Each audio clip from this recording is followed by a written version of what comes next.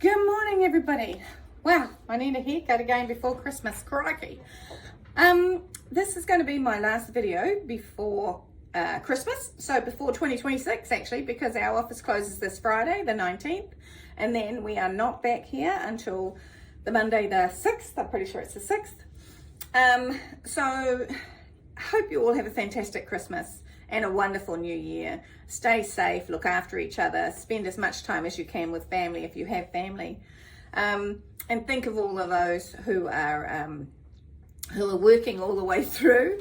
You know I'm hanging out for a break, but I'm also very, very aware that, I represent an industry where individuals will keep going to work every day of the week, will keep doing their shifts, will probably take on extra shifts so that some of their colleagues who have children or whatever can have some time off to spend with their family and with their children.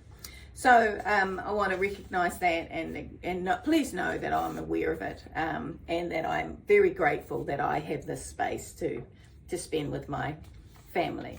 My sister and my mum are going to be coming to stay with us over this period of time. My mum turned 85 earlier this year, which is the average age of entry into residential care. My mum is in very good health. We're very lucky because a lot of that is luck. And so it's going to be great to have her with us for a period of time.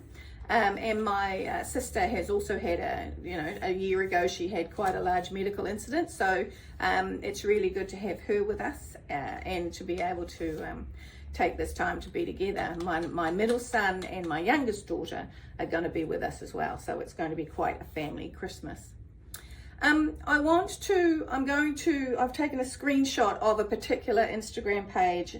If I'm right, the way that this person's ID name is said is Pine Pori. This is a gentleman, he's of Samoan descent, he's here in New Zealand. He is caring for his mum who has dementia. And he puts up snippets of what the day is like. And one of the reasons why I wanted to share what this young man is sharing with us is because it's very real, but it's very dignified, it's full of respect, and it's full of love and honor for his mother. But it expresses how really, really difficult that is. And there's a couple of reasons why I wanted to point out this young man's page. The first of all, because it's a reality for many, many people, and they all need to know they're not alone. They're all managing this in their own ways with their own loved ones at different stages of the illness. So they need to know they're not alone. There are others out there. The second thing is that for a long, long, long time, it has been said that we don't need to create safe places or support places or resources for Pacifica, Māori, Tongan, Samoan, New Zealand Chinese, New Zealand Indian, because those cultures look after their own. All cultures would look after their own, given half a chance. But the pressure on the individuals, and regardless of culture, is the same. And what that statement does, or it allows the state to do, when you just decide that those groups of people, you don't need to worry about them because they look after their own, is that you don't actually resource or create safe places.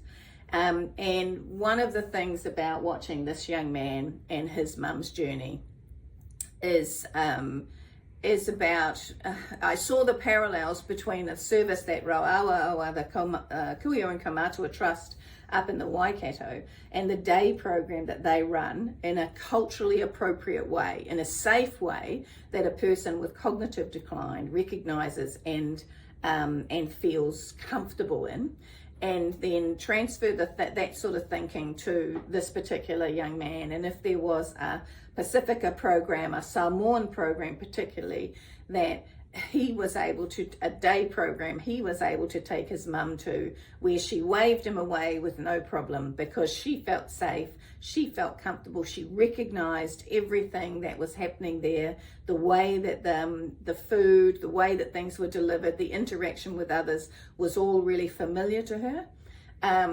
Then that would be a way that this young man, who is her care partner, her caregiver, would also be able to take a break and be re-energized. And down the line, as the illness progresses for some people, the need to actually have residential care facilities that also carry what is that familiarity. They understand what is the history of that human being, and therefore they can produce places like the care village, which has been, the care village is designed predominantly for a European background. Those places can be developed and designed. So follow this young man, watch their journey. It's incredibly valuable, and you can only be in awe of a son and the care that he gives his mother. Have a great Christmas. Bye-bye.